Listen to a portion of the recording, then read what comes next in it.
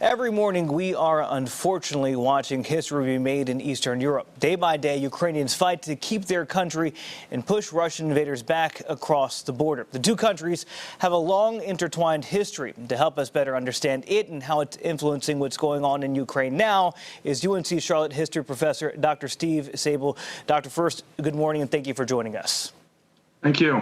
Pleasure to be with you. Doctor, we could go all the way back, and there's a long history there, as we just mentioned, but I want to start in 2014 with what happened in Crimea and how that may have set the stage for some things in terms of Russia taking land from Ukraine. For people not familiar, can you take us back to how Crimea became into Russian control? Well, Crimea has been under Russian imperial control for several centuries before the 1917 revolutions. And it was a strategic peninsula for the Black Sea, taken from the Ottoman Turks. But Crimea within Ukraine itself was a relatively recent addition, if you think about the long course of history, when it was administratively moved from the Russian Federation to Ukraine in the 1950s. But when the Soviet Union collapsed in 1991, one of the agreements that was reached between Ukraine and the Russian Federation was to respect the territorial integrity, which included Crimea in those agreements. And as part of that, Ukraine handed its nuclear weapons, legacy of the Soviet Union, back to Russia. Crimea is also critical in part because of the naval base that's there, which had been somewhat shared between Russia and Ukraine since the collapse. So it's a long history and one of tension, if you will. And President Putin is in many ways reflecting a Russian nationalist perspective of where Ukraine seems to belong in this post-Soviet world. Also in 2014, and I want to talk about an area that we now believe that Russia may be targeting or moving troops to, the Donbass region there. That's an area that since 2014 has seen continuous fighting between Russian separatists and the Ukrainian military.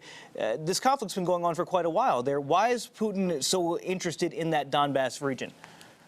Well, there are a couple of reasons, I would argue. One is that it provides a secure land bridge to the Crimea. If you look at the region geographically, there are other provinces that would be necessary, but it does allow for a direct connection. And so the other thing is that region is extremely rich in both its natural resources as well as its industrial capacity. And it has been since the Soviet period. And so the Donbass region provides, again, that degree of security for the Russians to access Crimea, but also the mineral wealth and the industrial wealth that it would provide to the Russian Federation. When we were looking at 2014, and it seemed that Ukraine may have been on the path to join NATO. In terms of Russia's influence there, that was believed to be a Russian-influenced move. Looking into that, was that Russia's plan all along, is to say, stay with us instead of going to join the rest of the world?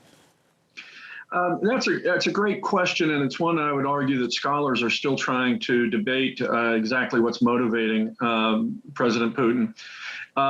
Certainly the fact that if you just want to look at this in a rather shallow way, the fact that you have so many pipelines that network through Ukraine provides a great deal of income for the Russian Federation.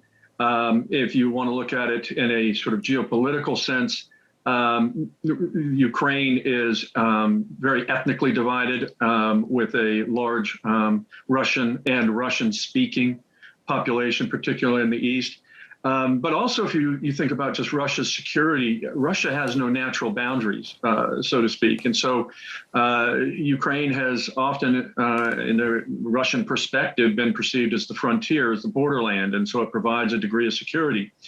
The other thing, too, is many Russians believe that NATO has violated various pledges in terms of Ukraine and in terms of Russian security. And so any sort of flirting between Ukraine and NATO is something that many Russians find offensive. They believe that some of the agreements signed in the 1990s are being violated by Europe and by NATO that basically neglect Russian security interests. And so Ukraine has become this contested territory between the West and Russia in a post-Cold War world.